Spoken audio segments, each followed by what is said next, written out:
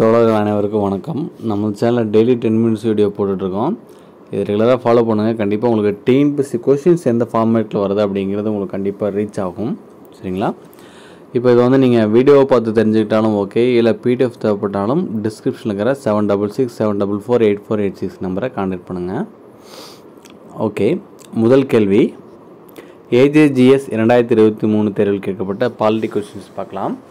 டாமன் மற்றும் டையூ எப்போது தாத்ரா மற்றும் நாகர் ஹவேலியுடன் இணைக்கப்பட்டது? ஆன்சர் ஆப்ஷன் சி 2020 ஜனவரி.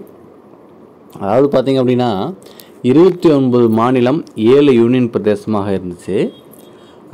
ஜம்மு காஷ்மீர் அப்படிங்கிற மாநிலத்தை வந்து பிரித்து 2 யூனியன் பிரதேசமாக்குனாங்க. எப்போனா அக்டோபர் 31, 2019. அப்போ பார்த்திங்கன்னா 28 மாநிலம் 9 யூனியன் பிரதேசமாக இருந்தது. அதன் பின்பு 2020 ஜனவரி 20ஆம் தேதி நினைக்கிறேன், டாமன் டையூ தாத்ரா நாகர் ஹவேலி இந்த 2 யூனியன் பிரதேசம் இணைத்து ஒரு யூனியன் பிரதேசமாக மாற்றினாங்க. அதனால் இப்போ இந்தியாவில் 28 மாநிலம் 8 யூனியன் பிரதேசமாக இருக்குது. 2. பொதுமக்கள் குறைதீர்ப்பு இயக்குநரகம் அமைந்துள்ள இடம்? ஆப்ஷன் பி அமைச்சர் செயலகம். 3. பின்வருவனவற்றில் அடிப்படை உரிமைகளின் காவலன்? அடிப்படை உரிமை, அடிப்படை கடமை, அரசு நெறியுறுத்தும் கோட்பாடு. இதிலிருந்து கேள்விகள் வந்து கொட்டிக்கிட்டே இருக்கு, பார்த்துங்க. ஆப்ஷன் டி இந்திய உச்சநீதிமன்றம். கூற்று ஒன்றிய அமைச்சரவை விரும்பினால் கூட்டாட்சி அமைப்பை ஒற்றையாட்சியாக மாற்றிவிட முடியும். காரணம் மாநிலங்களின் மீது செயல்படுத்தத்தக்க பல்தரப்பட்ட அதிகாரங்களை ஒன்றிய அரசு கைவசம் வைத்துள்ளது.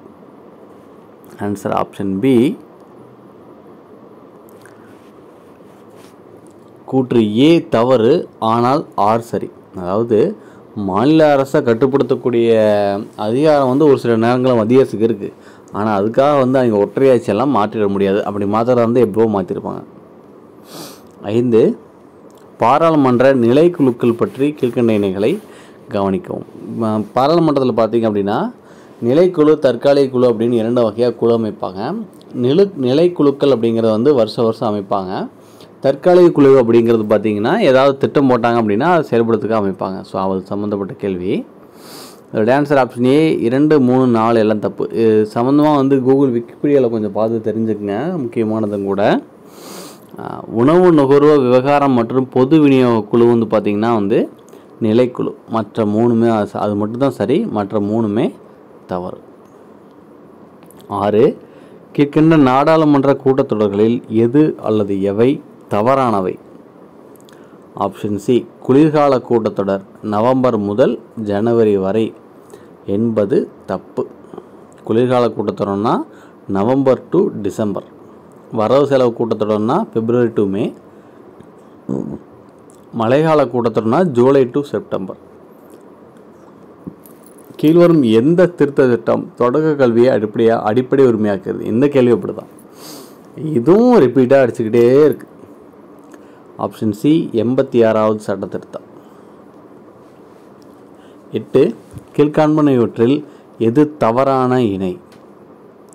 ஆப்ஷன் பி 2 மட்டும். பட்டங்கள் ஒழிப்பு விதி 18 சரி. அடிப்படை உரிமைகளை விட அரசு வழிகாட்டு நெறிமுறைகள் மேலானவை என்பது தவறு. அடிப்படை உரிமைகள் தான் மேலானது. தீண்டாமை ஒழிப்பு விதி 17 சரி. சட்டத்தின் முன் அனைவரும் சமம் விதி 14 என்பதும் சரி.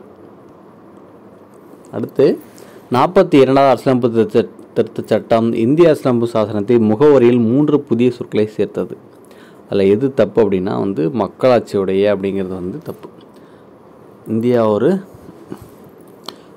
மதச்சார்பற்ற மக்களாட்சி குடியரசும் வரும். ஆனால் ஆல்ரெடி மக்களாட்சிங்கிற வேர்டு இருக்குது. புதுசாக வந்து சோசியலிஸ்ட்டு, மதச்சார்பற்ற ஒருமைப்பாடு, இந்த 3 வார்த்தைகள் தான் வரும். அதாவது சமதர்மம் மதச்சார்பற்ற ஒருமைப்பாடு, இந்த 3 வார்த்தை சேர்த்துவாங்க.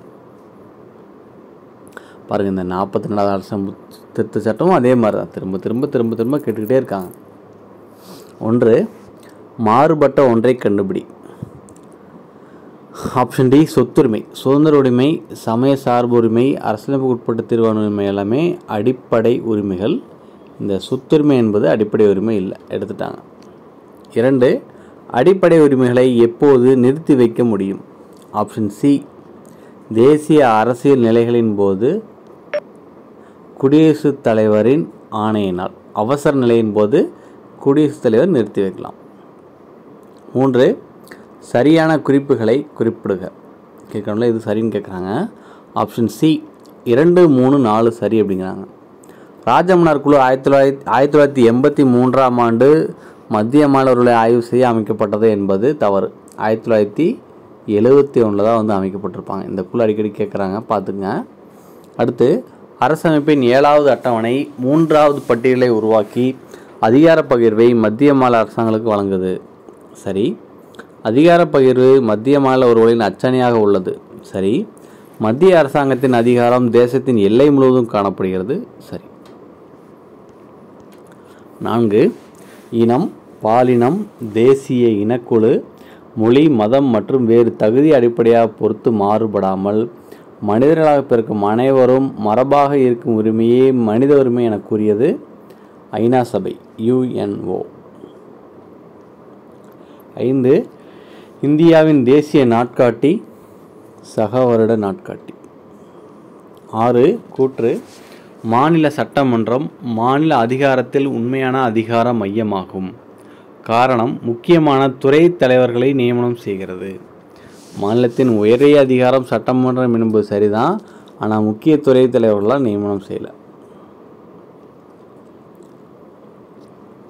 7 கீழ்கண்ட எந்த அதிகார வரம்பின் மூலம் இரு மாநிலங்களுக்கு இடையேயான பிரச்சனைகளை உச்சநீதிமன்றம் தீர்க்க வழிவகை செய்கிறது? ஆப்ஷன் பி 2 மாநிலங்களுக்கு ஏற்பட்ட பிரச்சனை அப்படின்னா முதன்மை அதிகார வரம்பு. எந்தெந்த அதிகார வரம்பில் என்னென்ன அப்படிங்கிறதெல்லாம் வந்து கொஞ்சம் சர்ச் பண்ணி படிச்சுக்குங்க. 8 பெண்களுக்கான மூதாதையர் சொத்துரிமை சட்டத்தை 1989 நடைமுறைப்படுத்திய மாநிலம்? Option C Tamil Nadu. ஆண்டு பார்த்துங்க 1989. ஸோ இதோட இன்றைய பதிவு முடிச்சுக்கலாம். அடுத்து சந்திப்போம். நன்றி, வணக்கம்.